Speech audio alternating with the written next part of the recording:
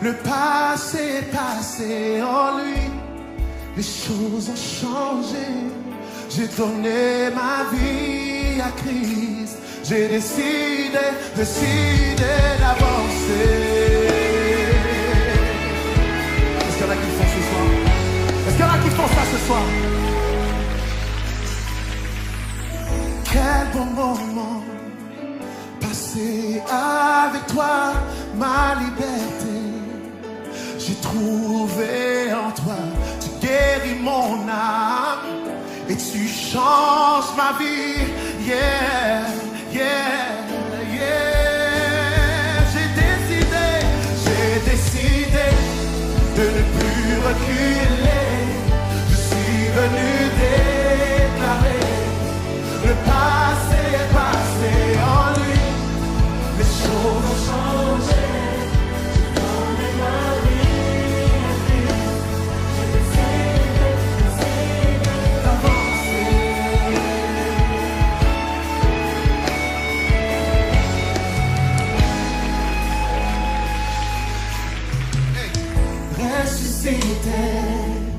Avec tout pouvoir en main, Seigneur, tu m'as donné une seconde chance. Alléluia, Alléluia. Come on, yeah, yeah, yeah,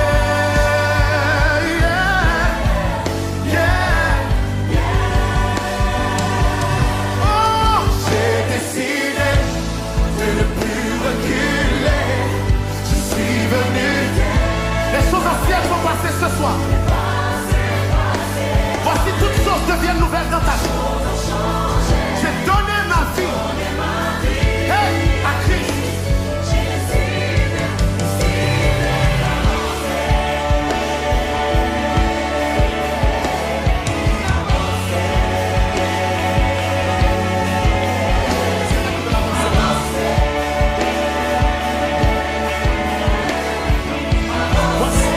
Voici les paroles que j'ai entendues. Ça disait ça. Tu changes toutes choses, oui, tu changes toutes choses. Et avec toi je veux avancer. Alléluia. Yes. Oh, tu changes toutes choses, oui.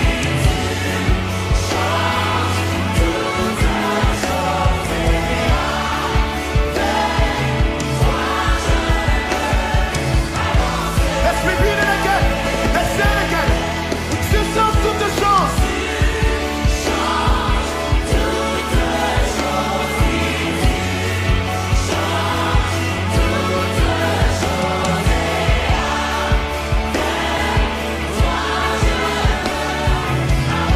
Maintenant on va le dire en créole. Pour ceux qui n'ont pas compris en créole, vous changez toute bagaille. Oh, vous changez. Et moi, toujours suivre.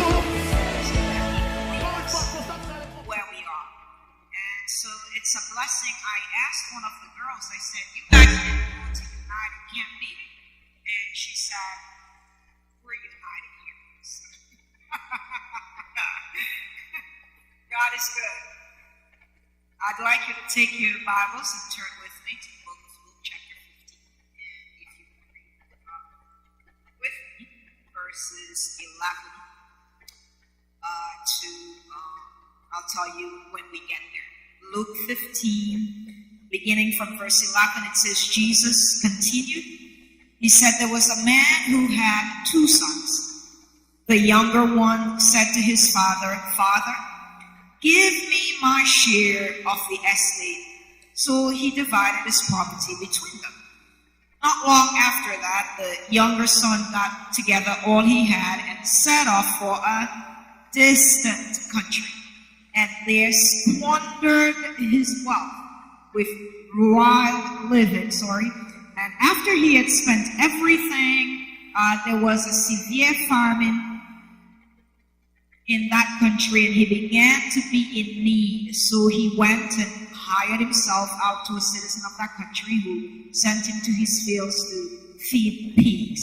He longed to fill his stomach with the pods that the pigs were eating, but no one gave anything to him. When he came to his senses, thank God, he said, "How many of my father's hired servants have food to spare, and here I am starving to death? I will set out and go back to my father and say to him, 'Father, I have sinned against heaven and against you. I am no longer worthy to be called your son. Make me like one of your hired servants.' So he got up and went to his father. But while he was still a long way off, his father saw him, was filled with compassion for him. He ran to his son, threw his arms around him, and kissed him." Amen. A faith that stretches. Would you pray with me this afternoon? Father, I thank you that if we exercise the smallest bit of faith that we have in your direction, you meet us halfway. You come into our lives, you receive us no matter what state we're in, and you bring us back into harmony with you. Thank you for that journey. In Jesus' name, amen. The Bible tells us a lot of stories and gives us a lot of food. But we have to remember that everything God does, he does it with divine purpose. Every story in the Bible, from Genesis down to Revelation, was placed there because God intended that we would learn something by it and that we would get something out of it. They were not just there to fill pages and give us a thick book that we could carry around. So when we come to the New Testament and we find Jesus in his teaching, trying to teach the love of God and the compassion of God, he brings us to the story of a young man. Today's Youth Day, right? One of the things that I have learned about being young, they are the most ridiculous days of your life. You might not agree, but it is when you will do the most foolish things that you would ever do, probably at any point in your life. The people who are in their 40s, 50s, even in their 30s and still doing crazy stuff, that's because they haven't grown up yet. There comes a time when maturity kicks in and you begin to think maturely. The Bible said, Jesus made the point, he said, when I was a boy, I spoke like a boy. I acted like a boy. But when I became a man, I put those things aside and I began to act like a man. So when you find that grown men and women at certain ages and stages in their life still out there doing crazy stuff, that's because they have never mentally and emotionally left that youthful stage, so they have never come to a place of maturity where they exercise responsible habits and behavior, and that is not the will of God. God's will and design is that as we grow in our lives, we move from one phase of life to the other. So you cannot be at 20 where you were at 16. And when you get to 30, you can't be at 30 where you were at 20. And when you get into your 40s, you can't be at 40 where you were in your 30s. God desires that at every stage in our lives, we come up some.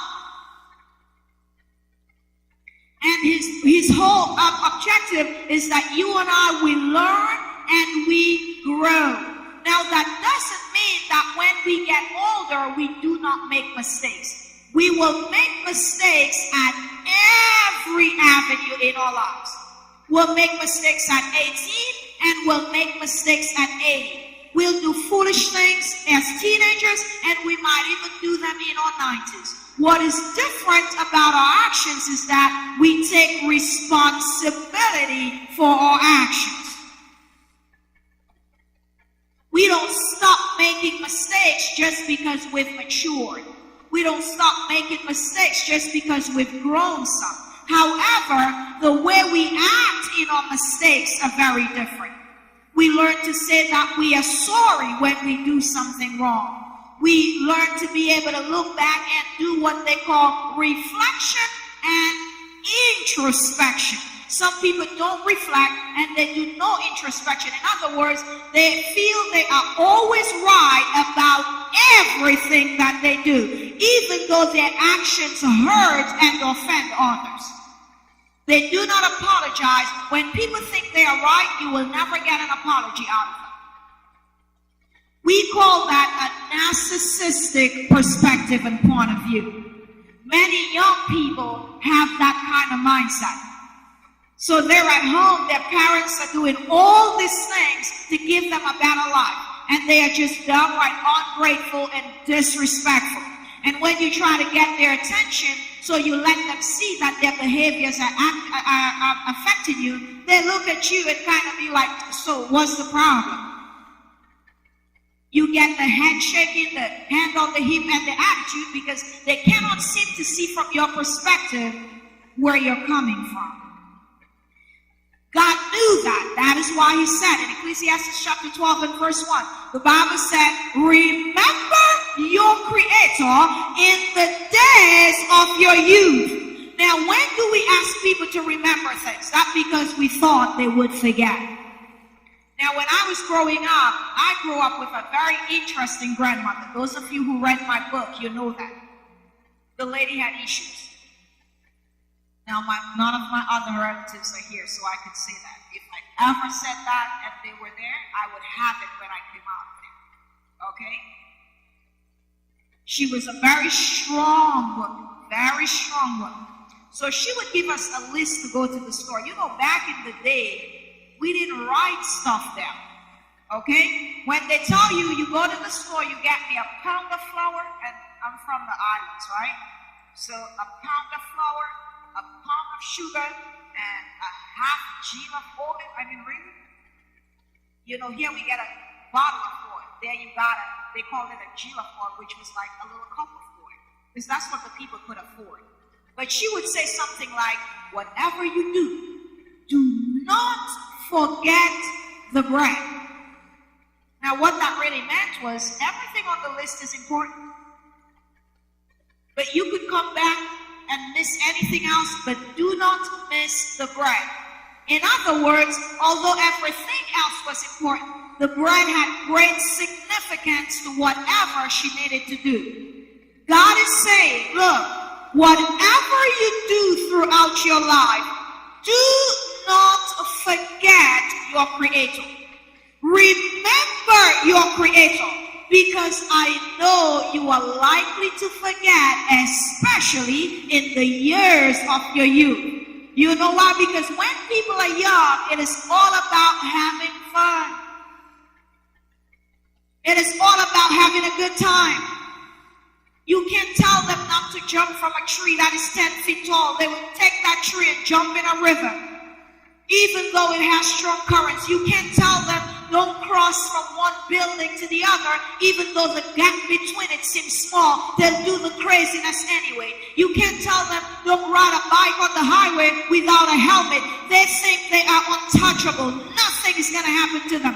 Nobody could ever do anything to them. In your youthful days, you're not thinking. You're the most reckless, careless. You'll do anything and try anything. Now, there are those people like myself who in my youthful days, the trees that I climb, I have to know that I'm not too far above ground. Some people, you dare them to try the most dangerous things. God said, look, while you are having those moments when your hormones are raging wild and every girl and guy is cute. Yeah, I know. I tell you this all the time. I am the only person who ever feel this way. Yeah, this has never happened to any of you. I know. You're saints. Only to discover the boys and the girls that we liked at 16, by the time you get to 20, you're like, oh my goodness, I actually liked you. You're appalled. You're like, I can't believe I liked you. Wow. Even you ask yourself, what was wrong with me? Isn't that the truth? Or am I the only person who ever had those experiences? If we only realize how much our perspective changed, we would make sounder and better decisions at certain phases in our lives. So here was this young man. His father has two of them. He's the younger. He sat down and he thought about it. He knew that the father had money because he saw how they lived. They had servants. People waited on them. They had a great life. You probably would have equated their life to that of Hollywood. But he would have had to wait until he was older, and he would have had to wait until he got a certain age in order to collect on his inheritance. That's why today some people don't even tell their kids that they put anything away for them. Because look, you could turn up missing. It is the truth. My favorite TV show is ID, Investigative Discovery. I have been appalled at what people would do for money. What children would do to their parents because they know that they're in some trust.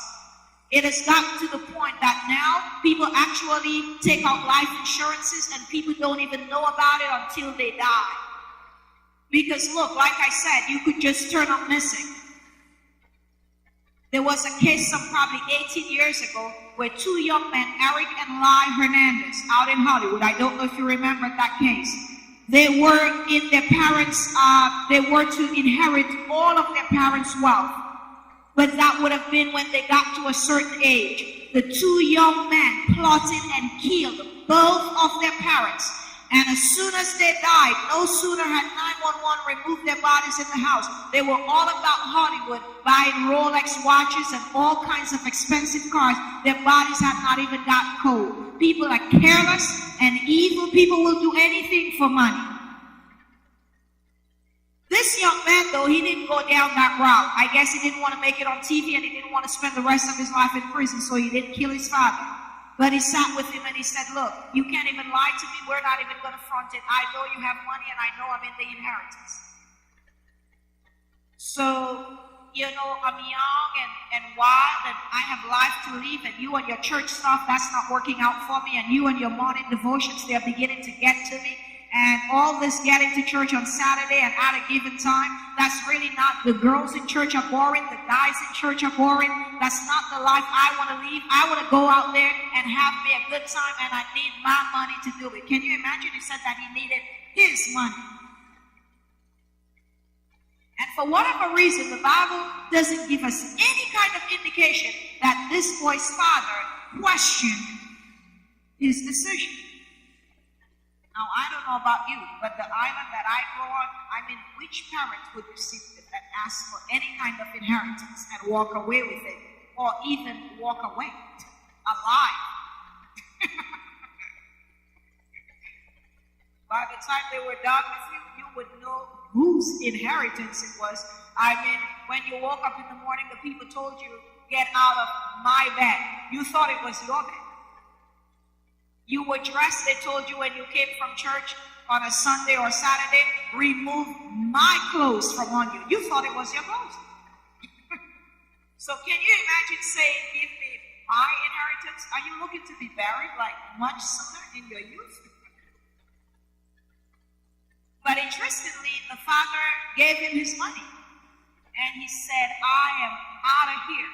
The Bible said he went to a far country. In other words, I am going to separate myself from you and this life as much as possible. I'm going to go in the farthest end of the United States. I want to be in a place where you can't get me or reach me that easy. Because I'm young and I got things to do. I have a life to lead, and all this stuff is in my way. And he took the money, and I guess you probably could have said he moved to either Vegas or Hollywood. And look, you know you'll spend money there, right?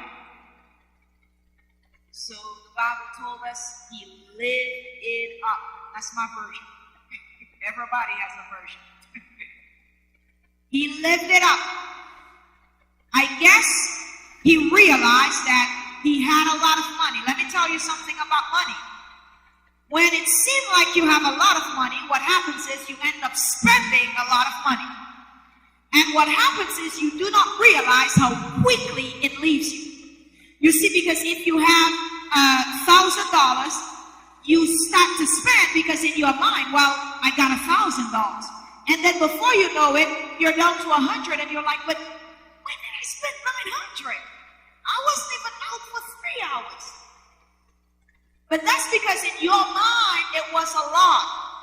And because it was a lot, you gave no control to your thinking. So you just began to put it out there. And that's what he did. He knew he had come into that city with a lot of money.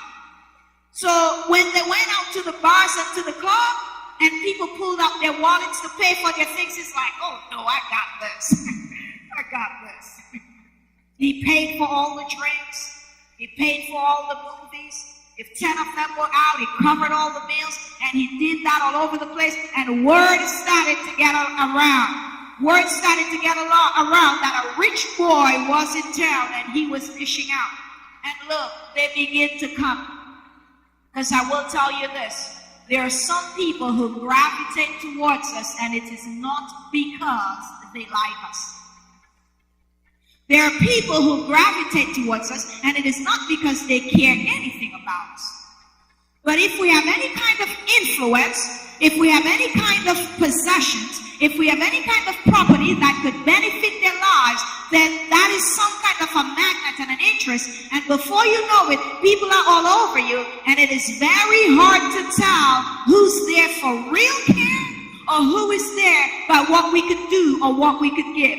Jesus had that same experience. He was going all about the place teaching and preaching and ministering to people, and he began to realize that with all the crowds that were coming, they were hearing about the what? The miracles.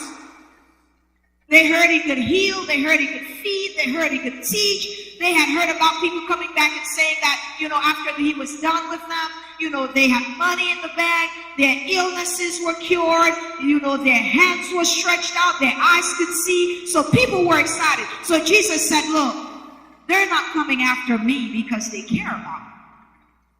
They like the loaves. They're in it for the miracle. Because here's what happened. The Bible tells us that he had spent all that he had. All of it. Ever heard about the people who won the lottery and within 6 months they didn't have 2 pennies to rub together to even bring about a spark? And you wonder to yourself, but how is that possible? How could you blow $3 million in 6 months? That's because if you did not know how to manage $100, you will not know how to manage $1,000. And if you did not know how to manage $1,000, you most definitely will not manage $100,000. At the end of the day, it is not how much money we have, but the respect for the money and the way that it is distributed that allows it to stay with us. Here's another thing about money. When money is not earned honestly, when money is not earned sincerely, so you will find that the people who live their lives lavishly, who make money off of people, the dealers and the users out there, messing up people's minds so they could drive fancy cars at home. You look at their lives a few years later, they have nothing. Because whenever we obtain money, either illegally or immorally, that money more or less becomes a curse to our lives. It will never be a blessing to our lives. He had not obtained these funds in any genuine way. And his desire for it was never to be invested. He always took it with the intention of living wildly and crazily. And it did exactly that. And the Bible said, pay attention to this. As soon as the money finished, a famine arose in the land. Notice the famine did not come when he had the money. I want you to pay very close attention to this. Sometimes God has to strip us of nothing so he could get our attention. Some of us were in some great places in our lives. We were doing very well. We were on a high. We were flying high. And we didn't care a thing about God. Didn't pray, didn't talk to him, wanted nothing to do with church. And if we did go to church, it was kind of routine. There was absolutely no connection. And then famine hit our land. Not just famine of food and famine of water, but probably famine of friendships, of relationships, of diseases, whatever it is that hit our lives. And suddenly, God begins to get our attention. God has an amazing way of getting our attention. Some of us are flying high. Our good looks, our education, our accomplishments. We probably drive something that is probably a little more upscale than what other people drive. We get so carried away. We're like flying high. It's like 2 weeks in the middle of our backs. They couldn't keep our feet on the ground. And then God sends a famine. We're stripped down to nothing. And suddenly we start telling people hello again. Because you know, some of us stop telling people hello as we start to rise. We show up and the place is just too small for us. Everything about us have changed. Now it's all about who we want to talk to. We decide who that we will talk to.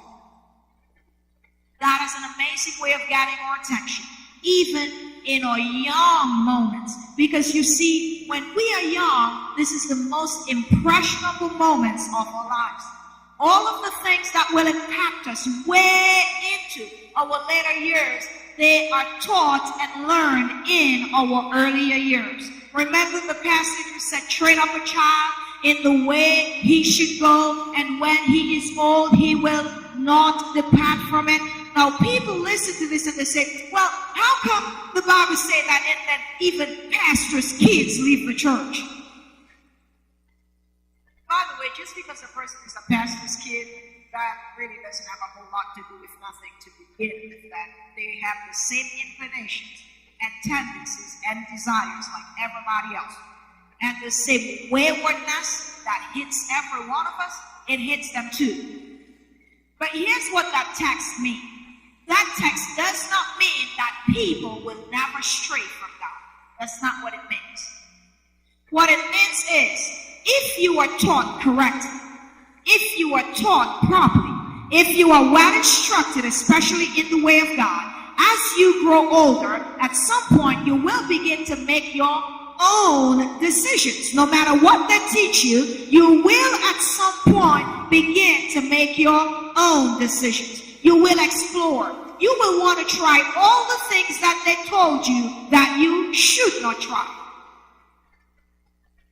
Everything that you were told you should stay away from, they suddenly became your greatest interests and desires. You know how as humans we have a tendency that when they tell us not to do something, it suddenly just ignites our interest. Why can't I go here? Why can't I date him? Why can't I? Everything we cannot have, that's what we want to have. We're kind of wired that way. And guys know that best. They tend to chase the girl who's not interested.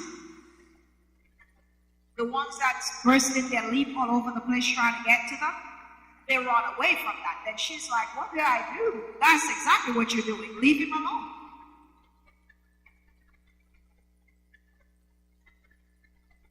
You chase, they run. You run, they pursue. Ever watch National Geographic? You ever see prey coming to lions? But lions, they sure do know how to hunt down their prey. That famine arose, and when it did, he walked all over town trying to find the people that he had spent his money on. Let me say this to you. You and I really do not know for sure who are genuine and effective in our lives until we hit some very hard times. could have friends when things are going well. Anybody could have great friends when your life is succeeding.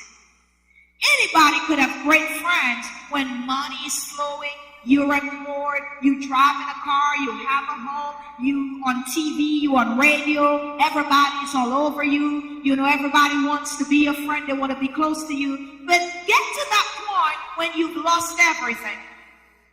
You're struggling now. Or you're diagnosed and you've lost the job, lost the home, lost the car, and you're in the hospital. Pay attention to the number of visits you get and pay attention to who's coming. As for the matter of fact, there is a French song which says that you do not know who your friends are until you are in difficulties. He walked all over town trying to find the people with whom he had shared his inheritance. And the Bible tells us, nobody. I don't know about you, but pay attention to the initial journey of that young man. It said that he had friends beyond words and he had spent his money on everybody. But in that moment, it said, look, no one have mercy. So he got him a job. And when he got the job, I can guarantee you that there were other things that he could have done when he asked for a job. But his respect had dropped so low. Now, as a Jewish young man, the most degrading thing that could happen to you was that you would be amongst swines, feeding them and caring for them. And yet, that was the most glorious position that they could have found for him.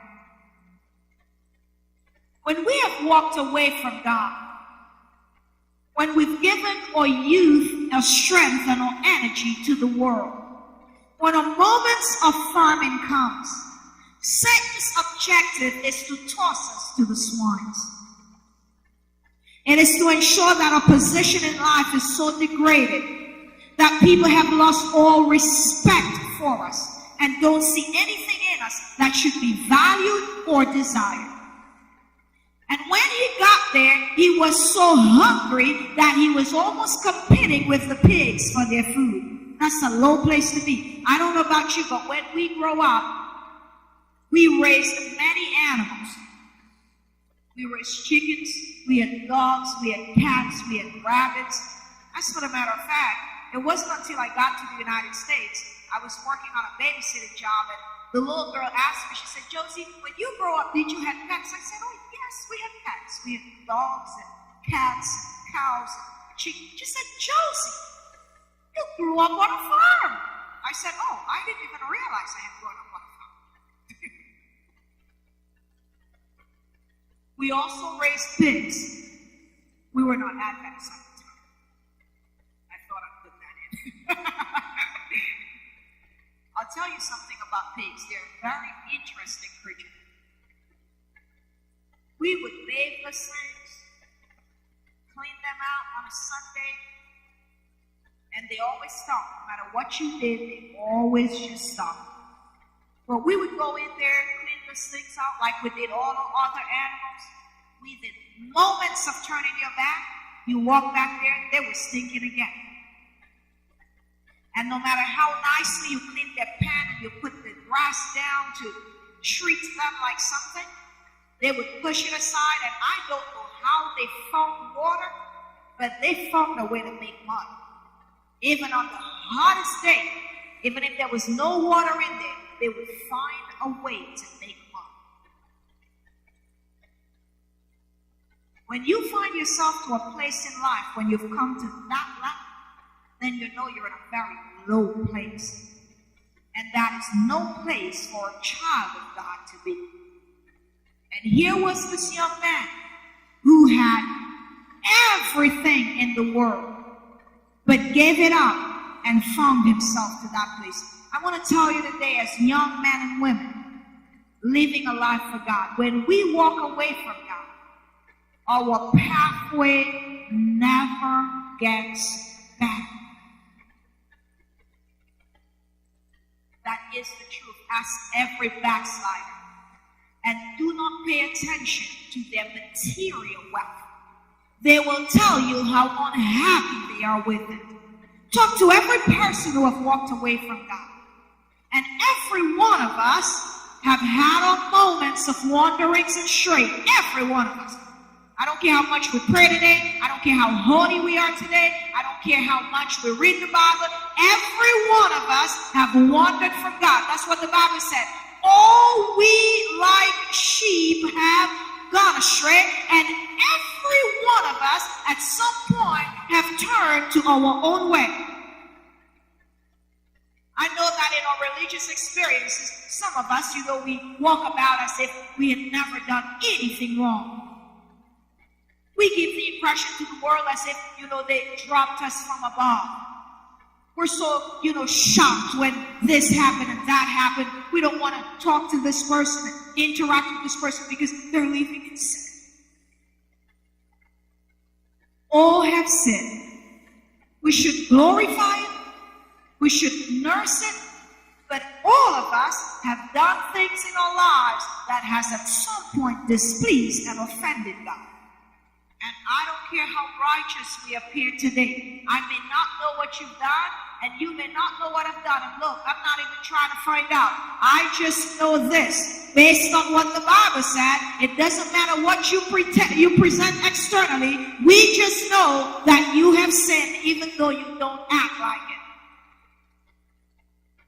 And the wages of sin is still death. It has not changed. But I thank God that as he sat there with his animals, God brought back to his mind. I can guarantee you in the months that he was gone, when he was living it up, he probably never made a call home to see how much his father was probably hurting about his disappearance. You ask every parent who is missing a child.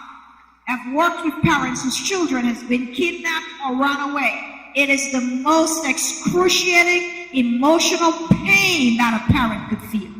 When you don't know where your children are, if they are dead or alive. It is the worst pain that a parent could feel. And he put his parents through that for a long time, never interacted with them. They probably even thought that he was dead. But when the famine arose, he began to think about home. God has to do some things to us so we can start to think about home. Because some of us, until things happen to us out there, we never give any attention to God or the things of God. We will go for as long as we can, as long as it feels good and it makes us feel good, because we are creatures of appetite. We like what we like. One person told me recently, he said, I do what I like, when I like, and with who I like. Yeah, I said, keep that up, my brother. Keep that up. We'll talk in a few years. You tell me how that's working for you. Because I do know this. A life that is not led by God, not controlled by God, you're on a fast train with no brakes. That's the life. You're on a train with no brakes. You're in a car with no brake, which means that you are a crash waiting to happen. You might not know around what bend it might come. You might not know on what highway you might pick it up. But if you don't have brake, at some point your crash is inevitable. And a life lived without God is a life like a car or a train with no brakes. Your crash is coming. So he crashed. And when he did, he came to his senses. Thank God that there are people out there who are still coming to their senses. You see, when we're living it up, we have no sense. That's why we do those foolish things that we do. We have no sense when we're living it up. We're not thinking. We live for that moment. Everything feels good. It's all about how we feel. That's the world that we are living in today. Everybody is about what they can feel. If it feels right, then it's good for me. It's all about feeling. So if I feel like telling you off and tell you some things that are not in the Bible about yourself, if it feels good to me, then I could do that. If I feel like giving myself to everybody that I please, if I feel it and it feels right to me, it's myself. That's the world we live in today. People do what they want, when they want, with whoever they want. And that's okay. There is a limit to everything. So he reflected, did a bit of introspection. He said, how on earth did I get here? How did I get in a pigsty from living in a mansion? How did I get to stinking this way, looking this way, so dirty and filthy in the stench, and people once waited on me? We had chauffeurs. I didn't drive myself to anywhere. We had everything that was needed. I was like a prince. Look at my life today because of some choices that I made, because I felt that my youth belonged to me, because I didn't want to have any instructions in my home, because I didn't want anybody to tell me what to do. That's the problem with the world. Nobody wants to be told what to do. But you know what is most amazing? Because I go to the prisons to visit with people, and I have been out there in recent times, and I have had to see inmates come to a vending machine and could not purchase anything in it.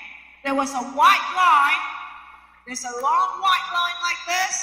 The vending machine is right here, and they are behind that line. And if they even try to do this, you hear the guy say, hey, let her do it for you. So I have had to purchase a bag of chips for 25 cents.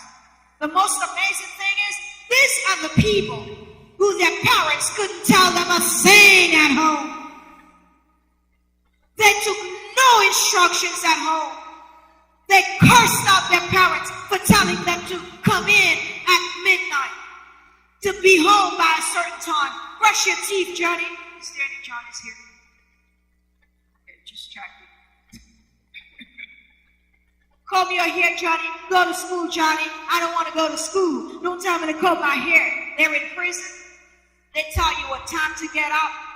They tell you what time to brush your teeth. They tell you to stand up. They tell you to sit down. They tell you face this wall. You can't face that way. You gotta face that way.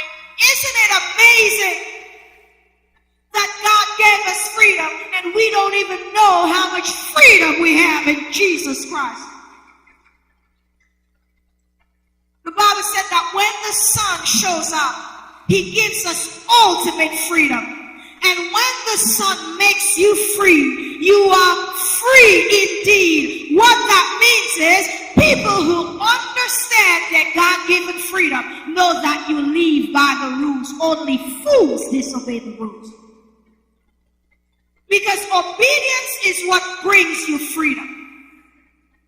Contrary to what the devil told us, that if we rebel, we are obtaining freedom. On the contrary, when we live by the principles of God, the wise person knows that what you're really doing is enjoying a lifetime of freedom. Because for all those people who wanted to do what they want, whenever they want, you visit them behind bars. And right now, their freedom, some of them, is permanently gone. And for as long as they live, somebody will tell them what to do, when to do it, how to do it, and with who they should do it. Isn't that amazing? There are some lies that the devil tells us, and we believe them, and we live by them, and whenever we do, we just ruin our lives. But I thank God for our senses.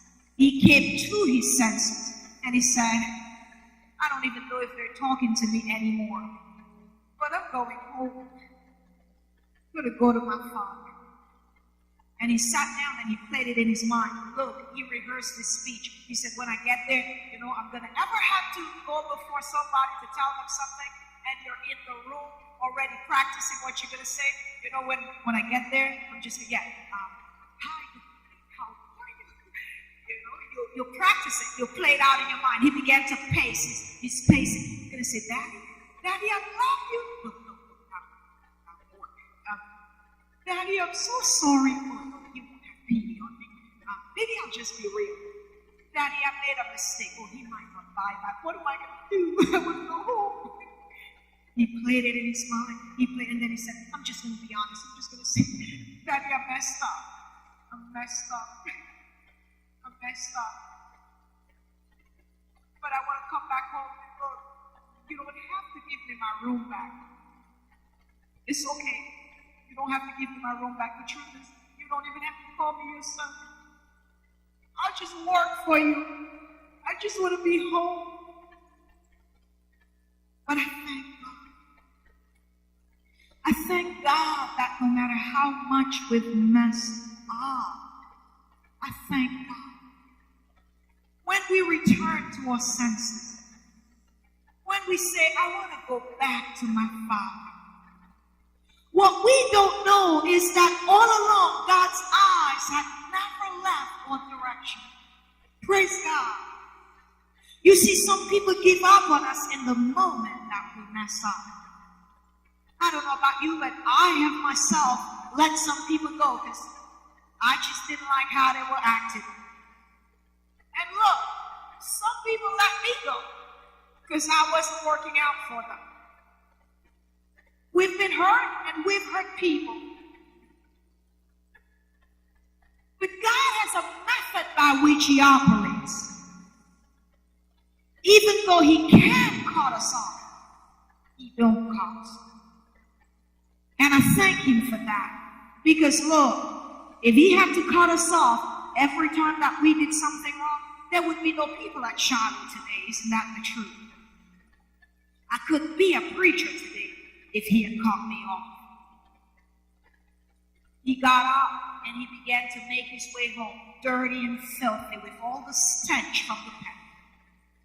But I have a feeling that his father for a long time would always look in the direction that he departed from. That's what I have a feeling. And I believe every day he looked, he wondered if he really survived life out in the world. He probably even wanted to Western Union or MoneyGram him some extra money just to make sure that he's okay. You know, people have a tendency to be upset with parents when they indulge their children. And some parents do overindulge their children. But I will say this to you. I'm not a parent, but I learned this from my mother. There's something about a love that a parent has for a child. They understand much better where God is coming from and the way that He deals with us. Because no matter how bad your child is, and everybody might think that they are nothing. I have looked and saw a woman wept like a little child for her son who was on death row. He had killed about 25 people. And I listened to her parents' statement because they had to give a statement about the inmate because he was facing death. She said, I know everybody thinks that he's a horrible person, but he's still a good man. Only a mother would say that. Only a mother would say that. He had killed over 20 people, a serial killer. But in her mind, he was still a good child. Let me say this to you. Some of us have done some not so good things. But in God's eyes, He looks at us and said, Josie is still a nice girl. He looks at you, He calls out your name. Satan brings up your life before Him. He said, why are you wasting time on her? Why are you wasting time on him? Look what they've done. He said, but she's such a nice girl. He's such a fine young man. You see, God don't just see where we are. He always sees what we can become. He He sees beyond our current state. He always perceives where he could take us, because you see, only God has the potential to take a life that is messed up, a thinking that is distorted, a behavior that has no conduct, a life that lives without discretion. And when he's done with you through his molding and his fashioning and his bringing together, he has a way of taking all that junk. I don't know how he does it, but he works it together. He looks at you and he said, look, I know you messed up.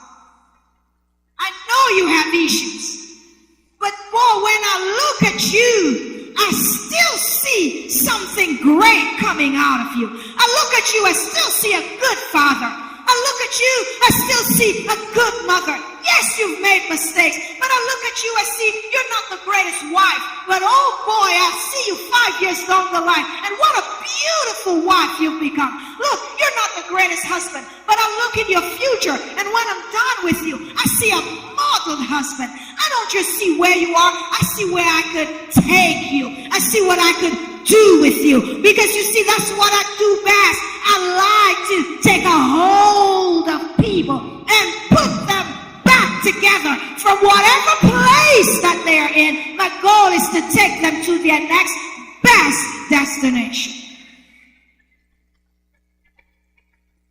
But we must move our faith in the direction of God. Hebrews said that every person who comes to God must first believe that he is God. But not only must they believe that he is God, they must also believe that he very greatly rewards people who not only seek him, but they diligently seek him. In other words, you don't just go about as if it is a casual matter. When I lose a $5 bill, I do not look for it with the same diligence as if I had lost a $100 bill. If I misplaced a $100 bill, I give a lot more diligence to finding $500. You see, the greater the prize, the greater the diligence. And so when we know the value of God and his ability to change and transform our life, our faith stretches beyond the ordinary so that we could move in the direction of God. And that's what that young man did. He put his faith in the direction of God. He said, I am not worthy to be called a son. That is true. I have made a huge mess of my life. That is true. I really should not ever touch my father's property. That is true. But I have a feeling that my father will forgive me. I have a feeling that my father will have compassion on me. I remember how he cried when I left. I remember the sadness in his eyes when I departed. I remember how he looked when he knew that I was not coming back. I remembered how much it hurt him to see me go, and he did not fight me on the inheritance. He gave me the right to even be my own person. He didn't try to infringe on my freedom. He didn't try to force me to stay. He asked me if I would stay, but when I did not decide to, he didn't say, I want nothing to do with you. He said, take care of yourself out there. When we walk away from God, he don't cut us off. He said, Josie, be careful out there. It is dangerous out there. It's not good for you out there, but I will never stop loving you even while you're out there. Oh, for a love that will not let us go. Amazing love. How can it be that God himself would not only die, but stay in our lives the way that he does? His father received him. He said, my boy, don't worry about it. Don't worry about it. You're home. I waited for this. I spent years, every birthday, every Christmas, every Thanksgiving. I stared at your picture. He said, look, kill the fattest cow that we have in the yard. Throw him a party. He was shocked. It's not the welcome he anticipated. I want you to know that there's a party waiting for you up there.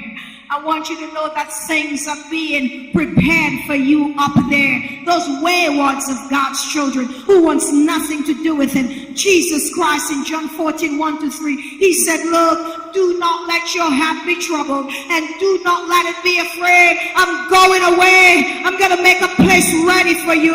I'm going to get your room ready. I'm working things up. But Jesus, we're still messing up. Don't you worry about it. I got a place ready for you. I'm going. But Jesus, we're not even going to church anymore. I said I'm getting a place ready for you. But God, look, we don't even study the Bible. We don't pray. We've not been blessed. I go to prepare a place for you. And if I go, I will come again. I will take you with me so that where I am, you will be there also. And you don't have to worry about doing wrong things there anymore. God is calling his children home today. Would you come to your senses? Would you allow your faith to be stretched beyond the ordinary? Would you not just seek him casually, but look for him diligently? And would you move in the direction of God?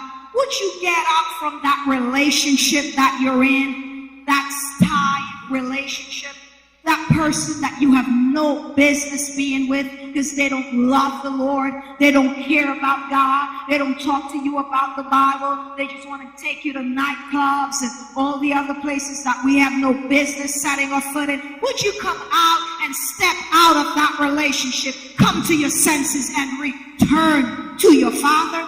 Would you come out of that place of ignorance, arrogance, pride? Would you get rid of that thinking and come to your senses and allow God to be that driving force in your life so you could live in humility before God? Would you come to your senses? Would you give church a greater chance? Not just show up because it's what you have done for the past several years. It has no meaning to you. You don't even want to be there. You just do it because if you stayed home, you probably would feel guilty. Not because you love God, but because you broke your routine. Would you come higher than that and come out of that place and give God a greater chance and opportunity in your life and live to a greater level and greater advantage in Christ Jesus? Would you come out of the tie of this world?